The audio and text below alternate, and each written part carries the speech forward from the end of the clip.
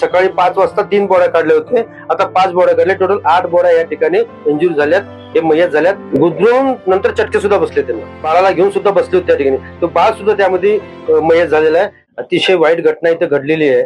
या ठिकाणी मंसुरी फॅमिली म्हणून आहे, उस्मान मंसुरी, त्यांनी आपला जीव वाचवण्यासाठी मास्टर बेडरूमच्या बाथरूम मध्ये सगळे जाऊन झोपले होते, पण हिरपळून अजून तो गुरमळून ते 5 लोकांचा मृत्यू झालेला. आता 5 बॉडी मी एका ठिकाणीच काढलेल्या आहेत. अतिशय मी सकाळपासून प्रयत्न करत होतो ते त्यांना वाचवायचं, पण कुठलाही प्रसंग आम्हाला मिळाला नाही वाचवायसाठी. अनेक प्रयत्न केले, महानगरपालिकेचे लोक जरा निष्काळजीपणा केले, लवकर आले नाही, हे सुद्धा आम्हाला ते खेद आहे. जर ते लवकर आले असते तर ह्याचा जीव वाचला असता आम्हाला वाटतंय.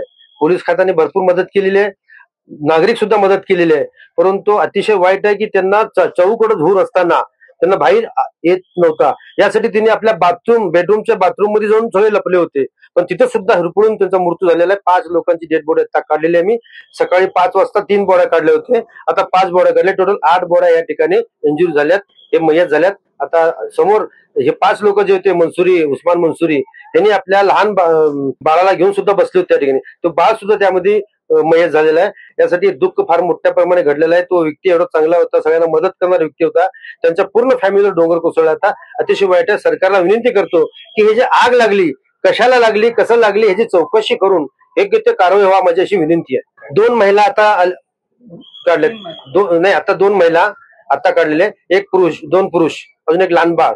सकाळी 3 पुरुष होते. सकाळी थोडा महापालिकेच्या यंत्रणा कमी पडली, लवकर आले नाही, अजून त्यांच्याकडे काही साहित्य नव्हते, यासाठी थोडं कमी आम्हाला जाणवलं त्या ठिकाणी. केंद्रीय पोलिसांच्या मुळे ते नाही, त्यांच्यामुळे पण झालंय. केंद्रीय नाही, ते एनटीपीसी लोक आहेत, ते CSI एनटीपीसी लोक होते, त्यांच्याकडे फक्त फायरच होतं, दुसरं काय नव्हतं त्याला सुद्धा.